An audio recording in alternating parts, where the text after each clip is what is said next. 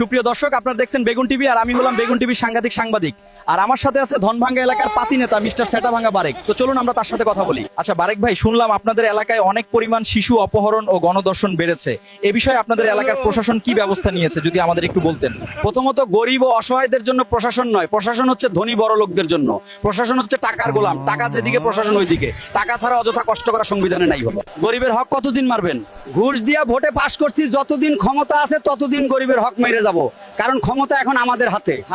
পিছনে ছাতা ধরে আছে, এটা আপনার কি হয়? এটা আমার চামচা, ওকে সামনে নির্বাচনে ওয়ার্ডের সভাপতি বানিয়ে দিব, তাহলে কিছু চান্দা উঠিয়ে দিবে আমার কাছে। দোয়া চাই ওর জন্য। শুনলাম আপনি নাকি বড় নেতার পা চেটে খান। আরে হলুদ সাংবাদিক, না চাটলে তো মালপানি কামাতে পারবো না, তাই না? তার পা বেশি করে চাটি আর চান্দাবাজি করি। আপনার বাজারে কি নিয়মিত চান্দা উঠান? এটা আবার বলতে হয় নাকি প্রতিদিন চান্দা দিতে হবে? না দিলে তো দোকান সব বন্ধ করে দেবো, কারণ এটা সংবিধানে আছে। এসব না করে আপনারা কর্ম করে খেতে পারেন না? হলুদ সাংবাদিক, কথা কম ক। আমার সংবিধানে আছে নেতার পা চেটে খাওয়া, তোর কাছে কি শিখতে হবে আমার? তো সুপ্রিয় দর্শক, এই হলো আমাদের দেশের অবস্থা আপনাদের সামনে তুলে